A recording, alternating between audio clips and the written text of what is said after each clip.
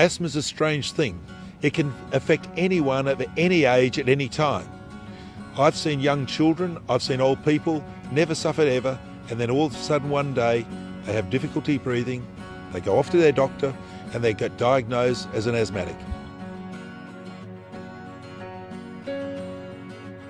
There's a lot of drugs used to treat asthma, but I've found that they don't actually get rid of it, but they just treat it.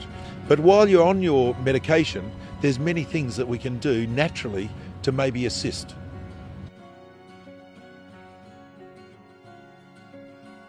We want to stop all the allergens. So the idea is to go and live somewhere where there's no pollen, or you can buy special vacuum cleaners that takes all the dust and the dust mites out of your house. But what I ask myself is, why does one person have asthma and the person next to them doesn't? So I have a special theory, and I call it the Crasso theory.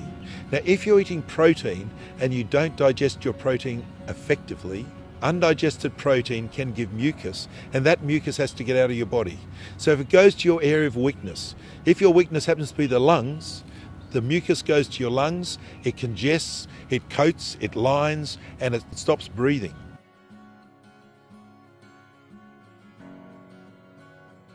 We need a tablet to digest the protein in the stomach, but then one also to digest the protein in the small intestine.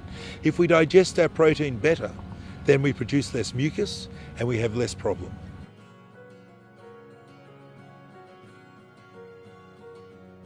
Red meat is another big problem.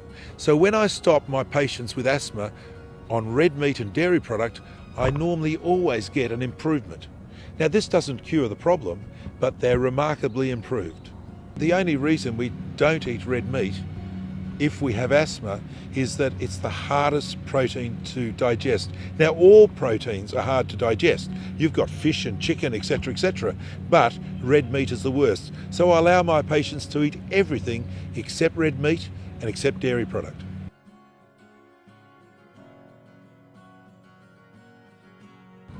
The other fantastic thing to do is we take oxygen. There's a product called dioxymed. This helps to break down the mucus in the body. So we're stopping the formation of mucus by eating our food, and we're breaking down the existing mucus already in our systems.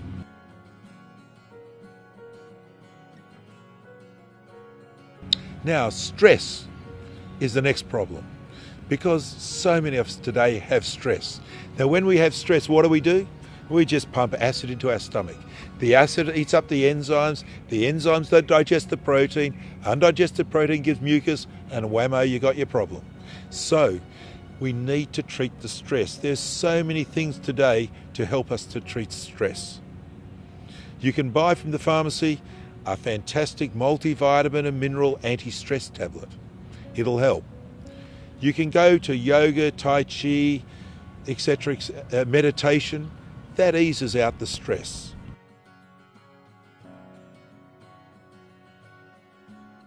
Swimming is a very interesting thing because, yes, swimming will reduce stress, but what swimming does is increase the lung capacity.